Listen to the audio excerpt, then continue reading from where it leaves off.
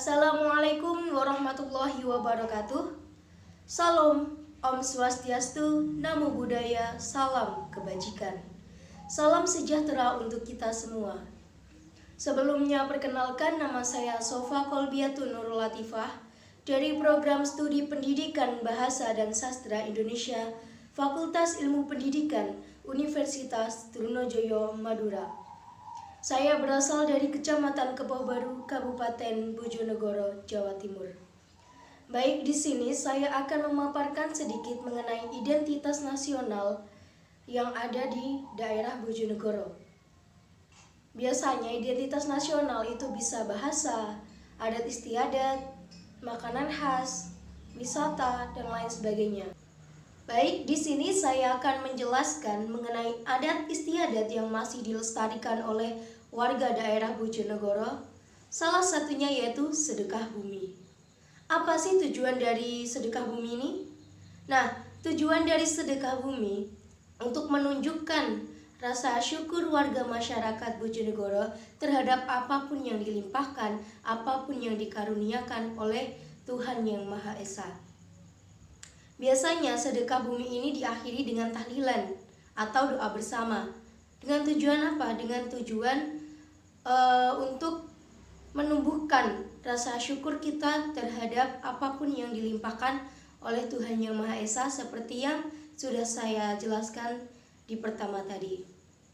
Nah, sedekah bumi ini seperti membuat makanan atau tumpeng dari hasil ladang, hasil sawah dari warga masyarakat itu sendiri.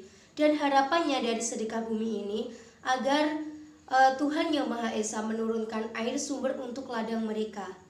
Selanjutnya ada makanan khas Bojonegoro. Salah satunya yaitu ledre.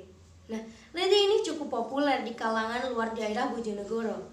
Bukan hanya populer, melainkan sudah menjadi kewajiban bagi para wisatawan yang berkunjung di daerah Bojonegoro ini untuk menjadikan ledre sebagai oleh-oleh mereka. Ledre ini cukup sederhana, bahannya pun sederhana. Bahannya bisa kita temui dalam lingkungan kita. Nah, bahannya apa saja? Ada tepung terigu, tepung beras, gula, dan juga pisang. Ledre bisa menggunakan pisang apapun, tetapi untuk menjadi kekhasan ledre dari daerah Bojonegoro adalah pisang raja. Untuk rasanya gurih dan juga manis. Ledre ini bisa kita temukan di KDS, Bravo, atau toko-toko oleh-oleh lainnya yang ada di Bojonegoro. Kali ini saya akan menjelaskan tentang wisata-wisata yang ada di daerah Bojonegoro.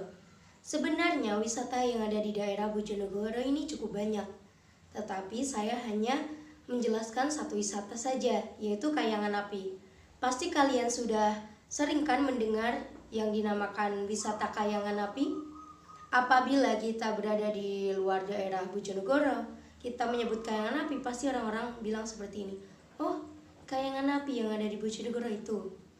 Karena Kayangan Api ini merupakan ciri khas yang sangat kental dengan daerah Bojonegoro.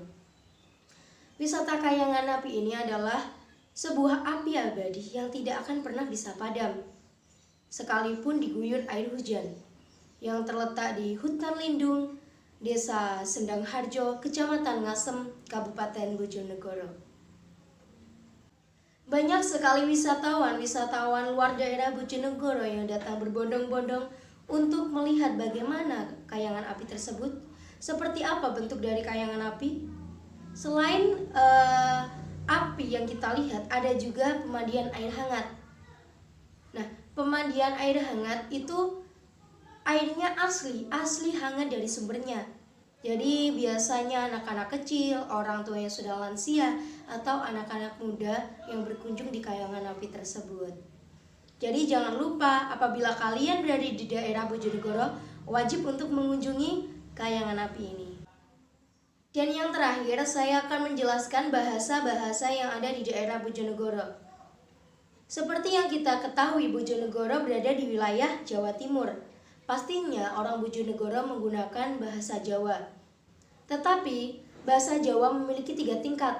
Ada ngoko, ada kromo, ada kromo halus.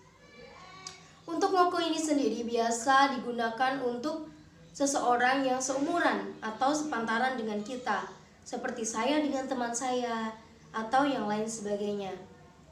Untuk bahasa kromo itu digunakan kepada orang yang lebih tua dari kita. Sebenarnya kromo dan kromo inggil itu sama, tetapi yang membedakan cara kita bertutur itu lebih sulit menggunakan bahasa kromo inggil. Biasanya bahasa kromo dan kromo inggil ini digunakan untuk berbicara kepada orang yang lebih tua, orang yang kita hormati. Untuk bahasa ini sendiri sebenarnya berbeda-beda dari desa seberang ke desa seberang. Namun, saya juga cukup kurang tahu sebenarnya bahasa apa yang mereka gunakan, tetapi bahasa tersebut menjadi ciri khas dari daerah atau desa itu sendiri. Sekian dari saya, apabila ada kurang dan lebihnya dalam penyampaian, saya mohon maaf yang sebesar-besarnya. Wassalamualaikum warahmatullahi wabarakatuh.